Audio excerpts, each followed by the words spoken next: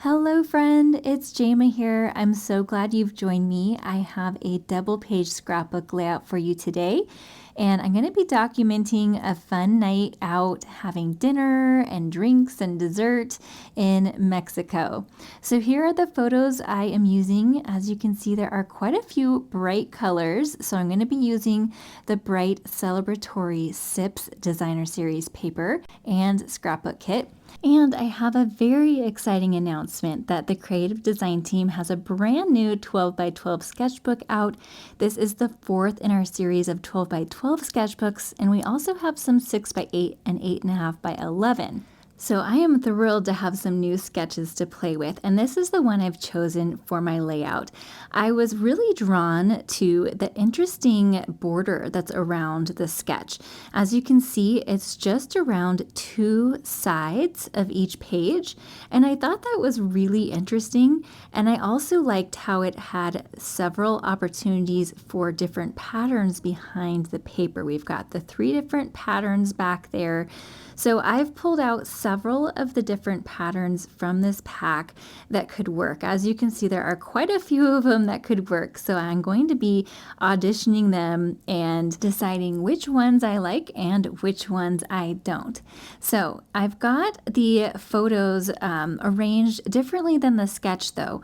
So I'm going to bring it back in just to show you. There's that little photo or kind of a pocket down here, and so I liked that. But actually the arrangement of all of my photos is quite different from the sketch. So really I drew my inspiration for my layout from that background, and then I arranged my photos so that they would work for what I have. So that's the first tip I have when using a sketch is look at the backgrounds of the papers and see what you are drawn to and what you might like. And you can always arrange your photos differently than what it calls for. So that's what I've done here. So I really thought I would try that paper with the cocktails on it. I've used that in layouts before, and it's just such a fun paper. I was trying to make it work, but it is very busy. And so first I put it over on the far left, because typically when I'm using a busy paper like that, I like to have it off to the side of my layout so that it's not directly under my photos, because sometimes, as you can see right here, your photos get a little bit lost when it's on a busy pattern. So I did add my 2 photo mats just so I could see the difference with the 2 photo mats on top of the papers, but I still wasn't loving that cocktail paper. I didn't like it right on top of my white background because the paper has quite a lot of white in the background, and I didn't like that. I could ink around the edges to help it pop off of it, but I just wasn't loving the look. So then I tried that floral paper, and I really like how it brings in all of the colors from this paper. It's busy but not as busy, and it doesn't have as much white in the background. So far I'm liking that. So I'm going to bring in the photos for the other side, because I'm basically going to repeat the same patterns on the other side. So since I have them laid out here on the left, I thought I would pull those in just to make sure I like it with those as well. Gonna try that paper with it, but not liking it with those photos either. Then I thought I would bring in the purple. This is a really deep purple. It's called Blackberry Bliss, and what I love about it is that it can almost serve as a neutral because it's such a deep purple. And I am really liking that. I think this could be my winning combination. So I'm going to bring in the stickers and pop-outs and just make sure. So here's the sticker sheet that comes with the scrapbooking kit. And then I've also cut out all of these little cocktails that were in one of the designer series papers from the paper pack. So the paper pack and the scrapbooking kit have different papers in them. The paper that has all of those different cocktails is in the DSP. And so I took the time to cut out all of the different cocktails from one of those pattern papers so I would have them all ready for me when I created layouts, because I knew I would create lots of layouts with those. And so far, I think this is my 3rd layout using them. So as you can see, I was happy with all of those colors and patterns and placement. So I decided to cut everything down, and then I pulled out my Spotlight on Nature dies to create a couple of embellishment cluster landing spots. And then I didn't really want a whole cluster in my third spot of my embellishments up here, so I decided to cut a couple of tags, and this is where I brought in that cocktail paper. So I was still able to use it even though it's not one of the main papers behind my photos. Also notice that my photos on the left, the background on the walls behind me, there's a lot of orange, and behind my husband eating that delicious churro, there was a lot of yellow. So when I used the yellow and orange papers and auditioned those back there, I wasn't liking it because it ended up being too much orange and too much yellow. And I'm not actually a big fan of orange and yellow anyway, so I decided to not use those in my background paper and bring attention to them, but I would use them in other ways. So you can see I added an orange tag, and now I'm adding some of the cocktails in the orange color. So the cocktails I pulled out from those ones I fussy cut are the deep purples, the oranges, and kind of the pinks, the colors that would work with those background papers I used. And I still have lots to play with. And then I used the party alphabet dies to cut out yum for my title. This is my second time using those alphabet dies, and I am loving it so far. There are so many different ways you can use it, and I'm going to be using some ink to do an inking technique on it for this layout, so stay tuned for that. Now over on the right, I'm trying out several of the different cocktails, not quite sure what I want. I'm thinking I want a little bit more orange over there so that I have orange in each of my 3 embellishment clusters. But I'm not loving this one right here. It was a little bit too tall. So my solution is just to trim off the bottom and make it a shorter glass. That way I have a tall, medium, and short glass, and that's going to end up working out just perfectly. I'm going to glue this bottom piece back on just so that it has that finished look that the bottom of the glasses have, and you're never going to notice that it was pieced together. Now I want to point out here that I have changed where my embellishments are.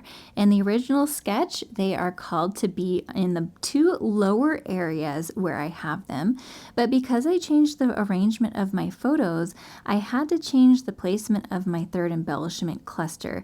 So that's my second tip when using a sketch, is feel free to change up where the embellishments go.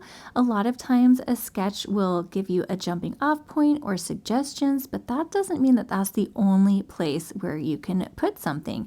It definitely helps take out a lot of the guesswork, and I love our sketchbooks because we have so much guesswork taken out. All of the measurements and dimensions are listed in the sketchbooks, and you know, it does have the suggestions for embellishment placement, but if you want to put it somewhere else, it's your layout and you can put it anywhere you want. So the embellishment cluster in the top right was called for being on top of the photos on the left page, but those photos were horizontal and mine were vertical, so they were taller. So I had to improvise, and I think it worked out just perfectly. All right, I'm bringing in my favorite rub-ons again. I used these a couple videos ago and I am hooked. They are so easy to apply. They are not like the rub-ons of the past where you have to use a popsicle stick or a bone folder and really, give it some elbow grease. They rub on so easily. So my 3rd tip for using a sketch is to add your own flair. I love sparkle and shine and details and layers, and that's exactly what this does. I'm just going to be tucking it in a few different places to add just a little bit of metallic shine, and oh my gosh, this is so beautiful. I'm going to bring in everything close up so you can see the detail at the end. but it just adds the most beautiful metallic shine. I love the detail. So these kind of things are not shown in sketches. The sketch is more of a blueprint, but you can add this kind of touch and bling and all of that kind of thing once you're done with the basic, gist of a sketch. And that's what I'm doing here. So I'm going to add it in 3 different spots, but just remember that a sketch is a blueprint. It is a jumping off point. You can certainly follow it exactly, and it does make life a lot easier. But feel free to jump off and veer in your own direction and use it, to kind of help you jumpstart your creative process. It also helps to select your photos and print your photos ahead of time so you know what sizes and orientations and how many photos you're going to need. That's one thing I really love about a sketch, and also why I started printing photos at home is that I can use a sketch and then print my photos accordingly right before I start. If you're interested in printing photos at home, I have a whole video unboxing my second Epson PM400, and I gave a lot of tips as to why I like printing at home and gave the, pros and cons of that printer. And so I will link that below in the description of this video for you. All right, so now on to my title. I decided to use the Timid Tiger, which is the orange in this kit, to do kind of an ombre inking on the letters. So I started at the bottom of the letters, and then I'm very lightly bringing it up to the top so that it's lighter at the top. So I'm not re-inking once I get to the top. I'm just using what's left over on my brush to kind of feather it out and make it very light, and I'm really liking the way that looks. So I'm going to go ahead and do that to all of my letters. I'll just show a couple on screen. In my last layout using these letters, I did embossing, and I have so many more ideas with them, but I'll leave that video down in the description below. But let me tell you a little bit about these photos. So these were in the Riviera Maya, Mexico, very close to Cancun last year. It was the incentive trip for Close to My Heart, the very last incentive trip from Close to My Heart. And my friends Erin and Chelsea also earned the trip and brought their husbands. So this was, I think it was the first dinner where we all went together to dinner. And we got a group photo, and that's the small one that's in the bottom left, but it didn't turn out great, so that's why I made it a smaller photo instead of one of the focal photos. I still wanted it on there, but it just wasn't a very flattering angle, wasn't a great photo, but I liked all of the other photos, and I will add my journaling over on the right side of the layout. I don't have a ton to say because this is part of a larger vacation album, and I will be having lots of journaling throughout the album, so I'll just add a little bit of journaling in that area on the right. Now for my final bit of bling, I'm adding some of the Pretty in Pink gems. This is my current favorite crush right now. It's the Strawberry Slush and Pretty in Pink gems, and I love that they have gold flecks in the middle. I'll bring those closer in a minute so you can see them, but they're just gorgeous. And there's also some clear ones, and they seem to kind of be working with anything. So the gold picks up nicely from those gold rub-ons I used as well. So I really like this choice here. All right, here is my finished layout. I will bring in the sketch in just a moment so we can compare and contrast. But I think I forgot to mention that this is a collaboration with the creative design team. So all week long, everybody's going to be sharing their takes on a sketch from the book. So you'll see lots of ideas all week long, and they'll all be in a playlist that's linked at the end of this video as well as down below. All right, let's talk about how this layout compares to the sketch. I mentioned I really like this border, how it just goes along 2 sides and then, it kind of goes across the bottom and up. And I just thought that was really interesting. I used the black because we have a lot of black in our photos and it kind of helps ground everything. Same with the mats, and then we have so many bright colors that the black also helps ground the bright colors. So I did my photos very differently. Now there are 2 vertical photos over here, but I wanted those photos on this side because they were my focal photos.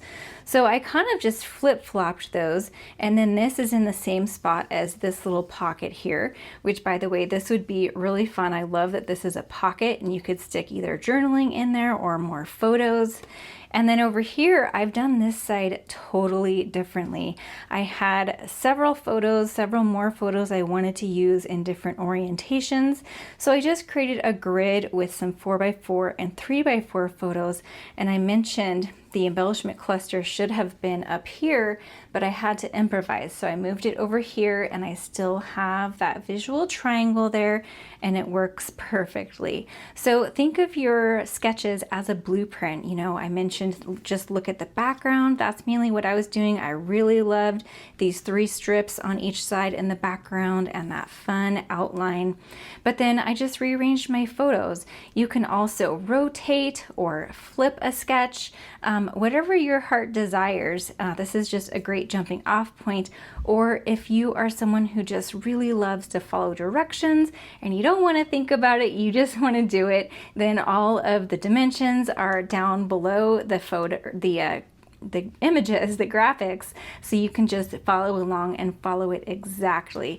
This also helps me if I'm kind of feeling in a creative slump or just kind of stuck. I can look at a sketch, choose something that really strikes me, and then go ahead and print my photos. So I probably could find some photos that would fit a 7x5 photo and, you know, all of these different photo orientations, and then print according to the sketch. And that really helps. You don't always have to print just 4x6 or 6x4 photos. You could print them in various sizes to make it look more interesting, you know, following a sketch. So let me go ahead and bring this up closer.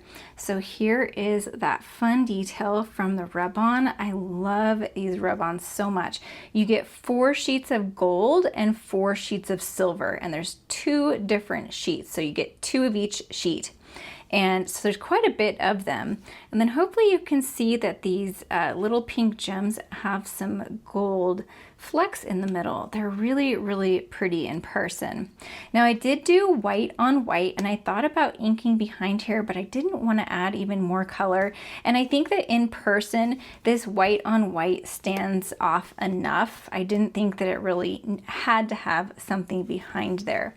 But I love the little drinks here. I've used those a lot. They could be mocktails or cocktails. I don't actually drink, so they are mocktails for me. And then here is that other side. So we've got the tags. You could also do one of these tags as you're journaling. I decided not to. I'm just going to do a little bit right here, like I mentioned.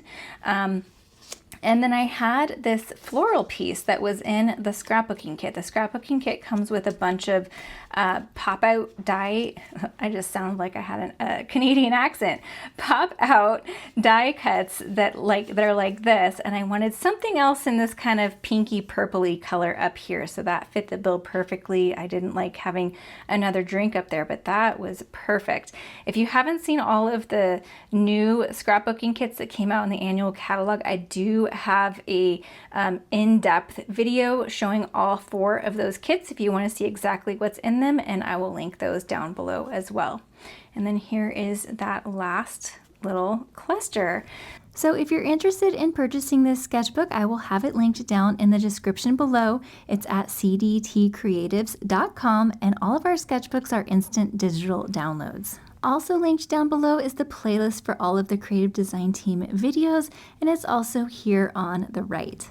And on the left is my video about the PM400. If you're interested in printing at home, go ahead and click that, and I'll see you next time. Bye.